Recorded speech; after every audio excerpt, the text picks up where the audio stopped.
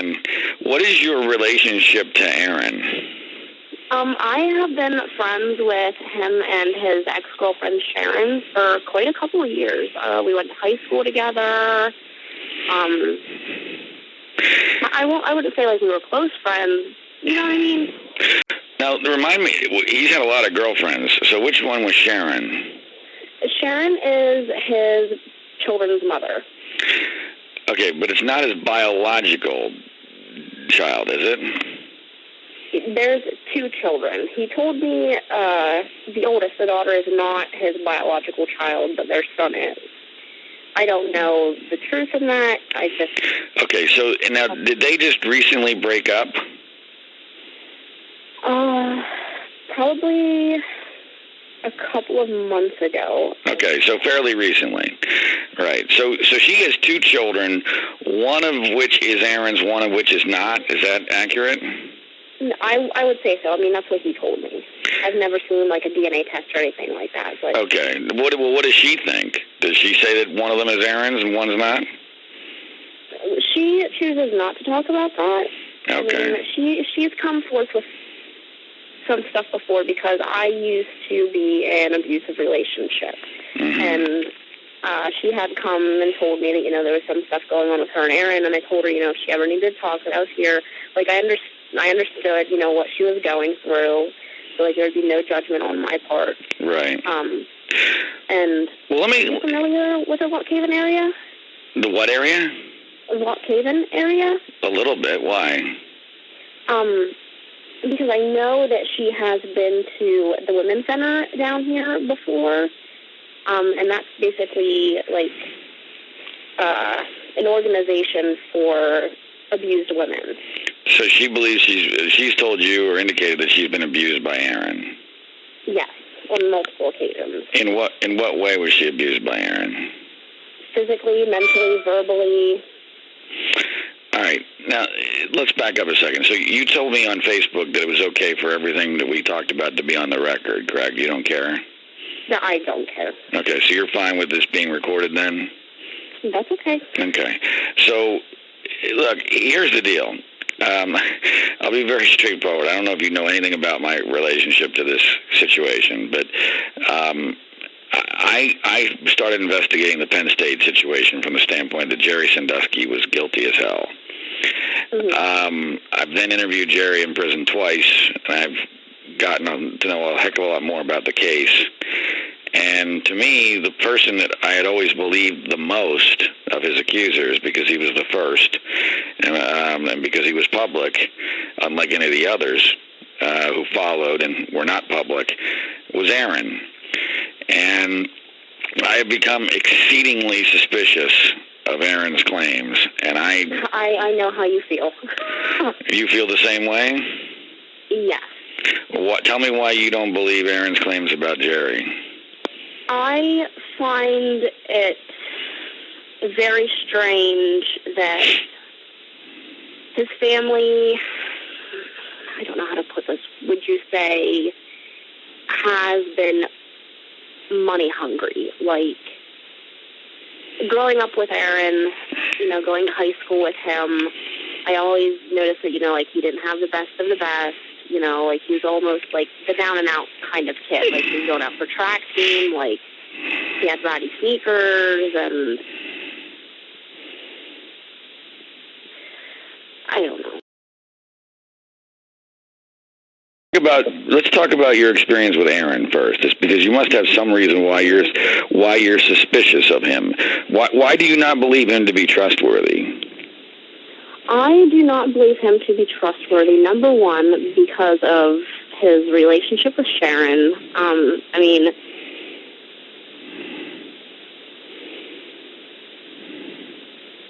He had been messing around with Sharon with other girls, and I believe that he had almost gotten in trouble with a girl that was underage. Right, yes, he was accused of... Yes, he has also been with Sharon on multiple occasions and tried to sleep with me. You mean he was dating her but tried to sleep with you? Yes, on several occasions. Like, I'm pretty local down here, and I would always, be hanging out at the local Dunkin' Donuts down here. He'd always be cruising around in his truck or his Mustang, and he's, oh, let me take you for a ride. Look at my new car. We can go park it up on the mountain. Or I kicked Sharon out of my fucking house, and she's a dumb bitch, and she's just trying to get my money. And, How long ago was that? This has been ongoing since she was pregnant with her second child. Which Aaron has said was his, correct? Yes. Now, Aaron's always been, flirtatious on and off throughout high school, but just the way he perceives himself, I do not really believe that was someone who had been sexually abused. For many years, by the way. You understand his allegation, right? No, I definitely understand. He claims that Jerry abused him, forced him into oral sex 100 times over a several-year period of time. Now, does Aaron seem like the kind of guy that would never tell anybody about that over several years? Pop him in the mouth? Right. Never fight back, never keep going back, never tell anybody about it. Does that sound like Aaron? No. Because you got to think, at this point, he's older, you know what I mean? He's not, 5 or, No, he met Jerry when he was almost 12 years old. And that, to me, would be a knowledgeable age to know, okay, this dude on my shit, that's not right. When you first heard about the allegations with him and Jerry, did you believe it? No, and you can even ask my family and friends. I said that from the beginning. When I read his name in the newspaper, I was like, you've got to be shitting me. I was like, no. And why did you say that? Because it's just one of those things where, when you grow up with somebody and know them in high school, and you're you're telling me that he went back time and time again, at the age he was, knowing that, he had a girlfriend and a baby, you know what I mean? And just for the way, he treated other women, Well, of course, the people who claim that Aaron is telling the truth will say, well, because he was abused by Jerry from the ages of 12 to 15, that somehow this is why he is abusive to others. Do you understand that? But that's what they would say. What do you say about that? Oh, geez. Well, I'm not a psychologist. I don't really can't vouch for that side of it, but I was in an abusive relationship. You know what I mean? And my boyfriend was the same way, sleeping around with girls, talking about his dick, you know what I mean? Just the way Aaron does. And that's why I didn't believe it, because my boyfriend was never sexually abused. You know what I mean? We were open about that kind of stuff in our relationship, because when I was younger, that happened to me. You know what I mean? So it's hard to say. You know what I mean? Because I think that's more or less a psychology aspect. But that's another reason why I didn't believe it. But was Aaron the kind of person that would make up stories, or would not be trustworthy, or would tell lies? Obviously. He tried to get me to sleep with him, and he told me that he threw his girlfriend out of the house, which I later messaged her that day, and she was like, well, what should I do?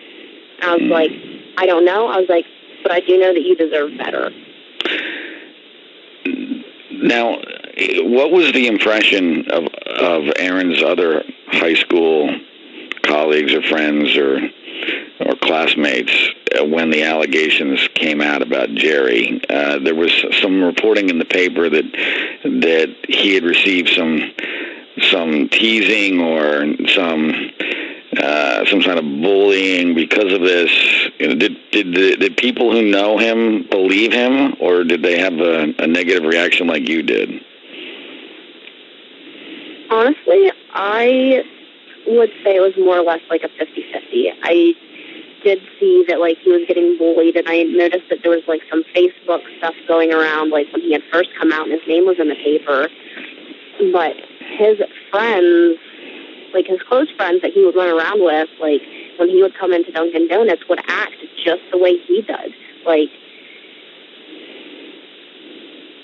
if he wasn't successful in trying to sleep with me, like then his best friend would come along and like string it along. Like I was gonna go in the car with him and have a threesome. Like when he just told everybody that he was sexually abused. Like that to me doesn't really make any sense. Like when that happened to me when I was younger, like I was terrified to be in relationships. Like I was terrified to go out and have sexual intercourse. So you sense that when the allegations came out that Aaron was completely unaffected by it from his relationship standpoint, and in fact was kind of trying to use it to sleep with girls. Is that an accurate assessment? I would say so, yes. I mean, he didn't act like somebody who had been abused. Like me, my parents could tell. I was withdrawn. I didn't want to do anything. I didn't leave my room on most days. You know what I mean? Like, here he is running out with his friends just, like, trying to get bitches. A victim of sexual abuse. I do not see that there. I do not see it when I look at him, when I read, you know, the things he said, the way he acts. I just don't see it. Yeah, he's never expressed any anger. He's never expressed any sadness. He never cries when he tells his story. He, in fact, when he did his 2020 interview about his book, he actually at one point smiled when thinking about Jerry. And to me, did you ever watch that 2020 interview? No, but my ex's grandmother had watched it and said that it was just like, it was baloney. Really? Yeah, she didn't believe it. Well, if you ever go, you should go on YouTube and look it up. One of the more interesting moments is he has played a tape of Jerry basically calling him a liar at his sentencing hearing, okay? Mm-hmm. And he gets asked, Aaron does, by the 2020 reporter Chris Cuomo, how does it make you feel to hear your abuser call you a liar? Now, think about this. You've been abused, right? If that happened to you and that person was going to jail, they've been convicted, they're going to go to prison for the rest of their life, how do you think you would respond to the question, and how do you feel with them calling you a liar? What would your response to that be, Sierra? Oh, my gosh. Well, I think first my heart would probably skip a beat and I would probably start crying. Right. Okay, and that would be a perfectly legitimate response. There are a couple of legitimate responses. What you just described, or you could get angry and say, how dare that person call me a liar? Or you could, if you were over it a little bit, you could laugh about it because, you know, he's going to prison and you're on national television selling a book, right? So those would be the three semi-logical, rational responses. Instead, Aaron says, it makes me feel like crap. In other words, why would it make you feel like crap unless you knew that you had put your friend behind bars and that you were responsible for it? Do you follow me? Yeah, I do. There's no rational way that you would ever say it would never make you feel like crap. It might make you feel angry, or it might make you feel sad, or it might make you laugh, but you would never feel bad about yourself. He just called you a liar. Why would you feel bad about yourself? Yeah. Well, honestly, I haven't seen it, but judging by what I've heard, and, you know, because he was on national television, I believe that he said that because his mother wasn't there to coach him on what to say to that question. You think his mother is a big part of this? Definitely. Why do you feel that? Because why was his mother the one to go in and do everything through the school? Like, if that was me, like, I would have called the cops first, not the school. Like, I don't know. So you think she was looking for a payday right off the bat? Absolutely. Yeah. Let me ask you, let me first understand, why were you so upset by Aaron's Facebook post with the picture of his girlfriend with the money on the bed. Why did that upset you so much? Well, probably about maybe a week and a half ago, he had made a Facebook post gendered towards Sharon, his ex, taking all of his money and, going for child support, and now putting them in daycare because she only works like about 3 hours and doesn't want to take care of them, and now he has to pay for half of that daycare, and he was going on and on. And I commented on there and I said, as a parent, that is totally disrespectful and distasteful. And he had expressed to me that he had done that because he got mad and he can't pay his bills, and Sharon takes all his money, and his kids come first and the bills pile up. And I thought to myself, now you're just sitting there telling me that you can't pay your bills, but yet you're going to take your girlfriend of 3 months on a trip to Nashville and post a picture like that with all that money cost on her? Now, what do you think he was doing when he posted that photo? What was his intention there? I think he was trying to get a rise out of some people. To your parents about this? Myself. Have you talked to your parents? Not really. When the case first came out, and this is where it's funny, too, because if you would even speak to my mother and father, the day that newspaper came out and I read it, I was like, no fucking way. My dad was like, what? I was like, no. And Dad's like, what happened? I was like, so that whole Jerry Sandusky thing? My dad's like, yeah. I was like, guess who was victim number 1? He was like, who? I was like, Aaron Fisher. And he's like, who's that? I was like, a kid I went to high school with. And I said, Dad, trust me, if you knew this kid, you would call bullshit. Really? And what did he say to that? He was like, well, I don't know. They've got lawyers. And I was like, Dad, please. When you just know someone, if you're at a party and you're getting drunk and you're fucking around, and then you wake up to the person the next morning, you're like, oh, no. And then, no. That's kind of what I felt like was happening. In what way? Call him the bullshit. He did. To me, I just don't feel it. I don't see it there. Mainly, number 1, because I had been through that sort of thing. And number 2, because I had been friends with him and Sharon throughout high school. Now, when did he and Sharon start going together? Oh, my goodness.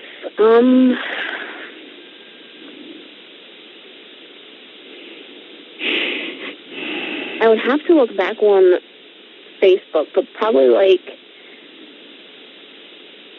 2009, 2010-ish. Okay, so that would have been right... No, I know it definitely had to be 2010, because I went to senior ball that year with, my best friend, and they were together then. Okay, well, that would have been right in the middle of the grand jury investigation, and not long after the abuse allegedly stopped. Of course, Aaron's story about when the abuse stopped has changed quite a bit, but it stopped somewhere. Because even before then, even before he got with Sharon, he had, trying to be very sexual with me. He'd message me all the time on Facebook and, just put it out there hey, I want to try and fuck you. Numerous times. And so did you tell Sharon this? I believe, when was I pregnant with my daughter? Oh my goodness. All this thinking. It's driving me crazy. Probably 2011, 2012 is when he started actually coming up to me face to face and telling me that he wanted to take me out and go for a ride in my car. And that's when I had started telling Sharon what he was doing, because I knew that I obviously wasn't the only girl that he was trying that with. You know what I mean? My ex acted the exact same way. So, needless to say, I know boys like that. And the number one reason, just to review, the number one reason why you thought the whole thing was bullshit when you found out that Aaron was victim number 1 was what? just because his family seems like they are money hungry. Like, they were down and out, you know what I mean? Like, they didn't have nice things. And all of a sudden, the story comes out, and I know that it's been named him. The way he carries himself, the way he acts, the people he surrounds himself with, other sex addicts just like himself, you know. And personally, for me, I've got to say the number one reason is because I've been through it. When I look at him and I see the way he acts, the way he talks, I don't see it. I cannot wrap my head around it. Even before the Jerry thing came out, if anybody would have told me that he was a victim of sexual abuse, I would have been like, nah, that can't be. And then obviously with your dealings with him and Sharon, you have no problem believing that he would tell a lie. No.